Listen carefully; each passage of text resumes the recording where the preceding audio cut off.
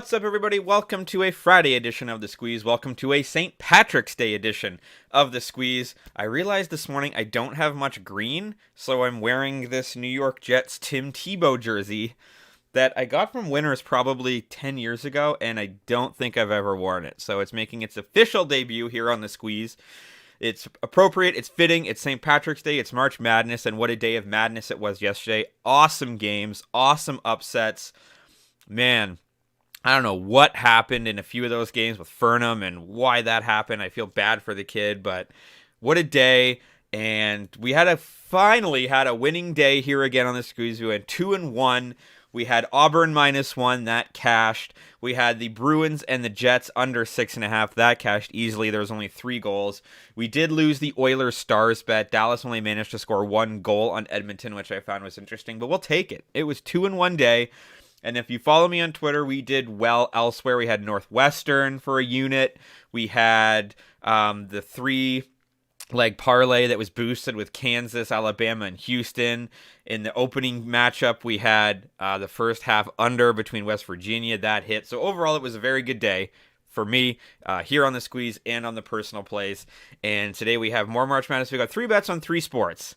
And I've mentioned before, this is not going to be a March Madness podcast because there's a lot of those that are with a lot of people that know a lot more than I do, but I will pick my spots. I will pick and choose. And the spot that I'm picking today is Miami against Drake. There is a massive love affair with this Drake pick. And full disclosure, I picked Drake on my bracket, and I'm picking Miami on my bet. It's win-win either way. I just think that, yes, I think Drake has a legitimate shot, but this line has moved so far that we can get Miami at -2 here. And I do think despite the injuries and the possible problems they'll have down low on the defensive end, I do think they will be able to have their guard play outmatch Drake, okay? Miami holds opponents to 35% shooting on spot upsets and should be able to do the same thing against Drake today. And offensively, Miami, although they're missing some presence down low, they do have a 3-guard lineup that has been very good in isolation opportunities and score at a clip of 0.96 points per possession and shooting just over 40% from the field.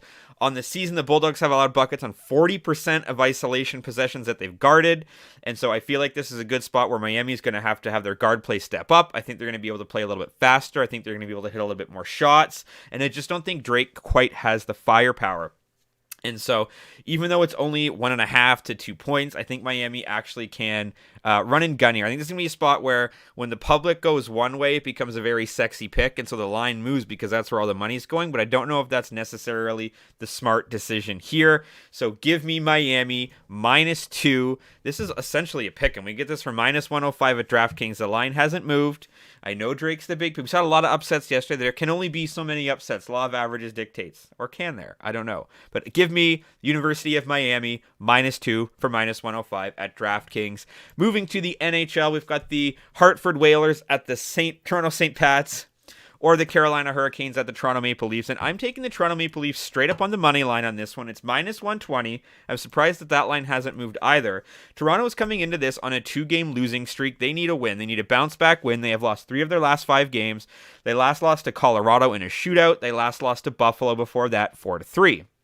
Previous to that, they'd won against Edmonton and New Jersey, lost to Vancouver. They are struggling a little bit. I do think they're going to see a defensive boost with tonight being the re-debut of Luke Shen in the Toronto Maple Leafs uniform. I think that's going to be a big boost. I think that's going to be a big emotional boost. They've got the St. Pat's jerseys rocking tonight at St. Patrick's Day. And again, they're at home, which I really, really like. On the year, ATS, Toronto hasn't been great, but they have been better at home. Carolina is coming off. They won against Winnipeg, but previous to that, lost to New Jersey, lost to Vegas, where they were shut out in back-to-back games. They did bounce back with 5 goals against Winnipeg, but I still really like the Toronto Maple Leafs here coming off the streak. Toronto is 6-1 in their last 7 after scoring 2 or less goals in their previous game, which they have done. Over is 5-2 in the last 7 meetings. I look for Toronto to probably put up some goals here. And listen, Carolina has been good, but when you factor in the return of Luke Shen, the emotional boost, the 2 straight losses, we're at home, it's Friday night, it's St. Patrick's Day, this is going to feel like hockey night in Canada. Give me the Toronto Maple Leafs straight up on the money line, whether it's overtime, whether it's a shootout, I don't care. Give me the Leafs, minus 120, that's at DraftKings. And then our last bet of the day, we shift all the way to the National Basketball Association. This is an interesting one. I'm not sure why this line is where it is. We've got the Cleveland Cavaliers taking on the Washington Wizards, and I do preface this by saying if anything funky happens with injuries, if this line goes crazy, we're punting the pick, meaning we're going to pick the other side. We can cash out if you can cash out, or just pick the Wizards, because I've been burned far too many times with all of a sudden Donovan Mitchell's not playing, all of a sudden Darius Garland's not playing. We're not messing around with that this late in the season. If that happens, the spread goes from minus 5.5 to plus whatever. Just punt the pick. Just get rid of the pick and go the other way. So Washington comes into this 32-37. They're 16-20 on the road. Cleveland is an excellent home team. They're 28-8 at home this season. They're 37-32 ATS overall on this season, and even better when they're playing at home. At home this season, they're 22-13-1 against the spread. On the road, Washington has been a little bit better against the spread, 18-6-2, but they're usually pretty heavily underdogs here, and it being only 5.5 points, I like. Wizards are 0-5 ATS in their last 5 Friday games. Wizards are 1-5 ATS in their last 6 after scoring 100 or more points in their previous game.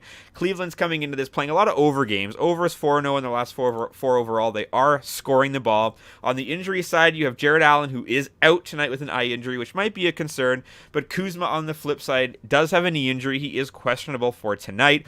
Washington's offense is ranked 21st in the NBA at 113 points per game, and they're going against the league's best defense in the Cleveland Cavaliers, who are giving up only 107 points per game on average.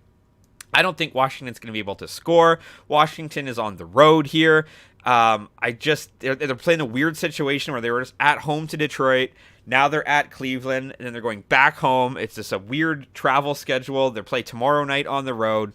So I just like this matchup, and I like this spread a lot. Minus 5.5, win by a couple bucks. I think Cleveland probably wins this game big. So give me the Cleveland Cavaliers, minus 5.5. That is minus 115 at BetMGM. That is your St. Patrick's Day card, and let's run that back for you. Give me the University of Miami, minus 2 for minus 105 at DraftKings. Give me the Toronto Maple Leafs, a.k.a. the Toronto St. Pats, minus 120 at DraftKings. And give me the Cleveland Cavaliers, minus 5.5 for minus 115 at BetMGM. Feel free to drop a comment if you're fading or following. As always, follow me on Twitter for more picks and props for today. We're going to have lots through March Madness this weekend. TikTok and Instagram for just the picks portions, and audio versions available on Apple Podcasts and on Spotify. Happy St. Patrick's Day, everybody. Get your green beer on. Let's talk sports. Have an awesome day.